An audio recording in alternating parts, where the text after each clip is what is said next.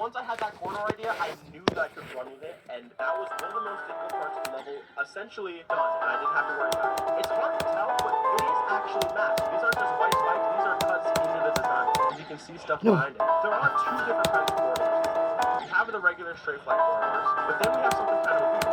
We have these kind of corridors where it's sloped and it moves between two separate corridors with a teleport portal. This was another thing where it's just like, what was I even thinking making the structure for this level? How did the person decorate this? What I was thinking when I was trying to build it, but eventually I figured if I kept it simple, it would work, and that's exactly what I did.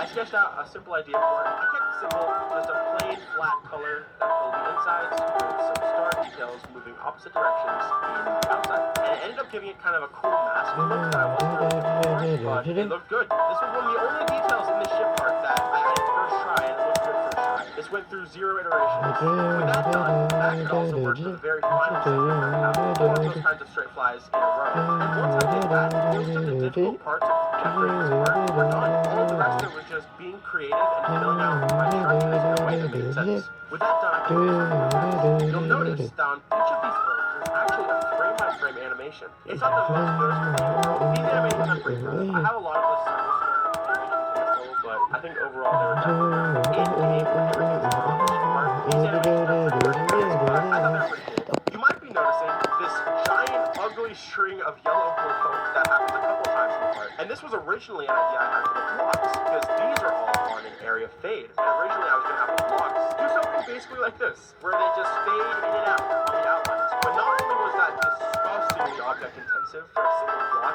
it also just didn't look that good. So I ended up reusing that idea alongside the negative blending effect to create these, which are inverted glow lines that actually only show up with the player. In the editor you can see them all, but they're affected by not only an area tint but an area fade as well, so they kind of just flow alongside the player. And when I added that, that was one of the first ideas I had for this part that genuinely worked with my idea of like just raw energy.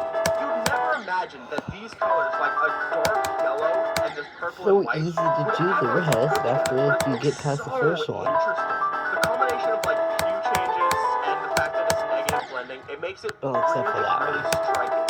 And it happens quite a few times. It happens first, like every time I do a good run, I get freaking distracted, or I have a skill issue, or I just look at my TV. Anything else I missed in this part? Oh yeah, for the orb decorations, they're extremely big, and also use the inverse blending I discussed earlier. They have a pretty weird set of movement style. Each one of these glow orbs actually follows the movement of one of these dots down here, and all of these dots are rotating around it at different speeds at different intervals. The glow orbs for the actual orb design follow it on really, really small modifiers, so they kind of just wiggle around. Very akin to, if you're familiar, the final part of Infinity, where the block structures kind of do that. The effect is made the same way, I just use it for different things. But anyways, I put those behind the orbs to add some contrast, make them a little bit more visible, and I think it looks pretty sick. There's also one other effect that I kind of forget I made.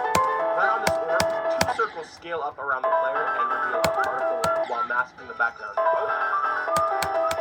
Sorry, Apple alarm jump scare, my bad. It's a pretty unnoticeable effect, but I guess I should mention it because it is there. That was another one of the very early things I did for this part that I kind of just kept because why not? If it doesn't look bad, I wasn't going to delete it. And believe it or not, there actually are some UI things in this ship part, even if they're a bit hard to notice. The first thing, I guess probably the most obvious UI element of this ship part, are the stars that appear. Every time you click, a set of 3 stars is cycled through and they have a little bit of movement. So if I spam my mouse, you'll notice they go crazy. This was a UI detail that I I'm not playing anymore.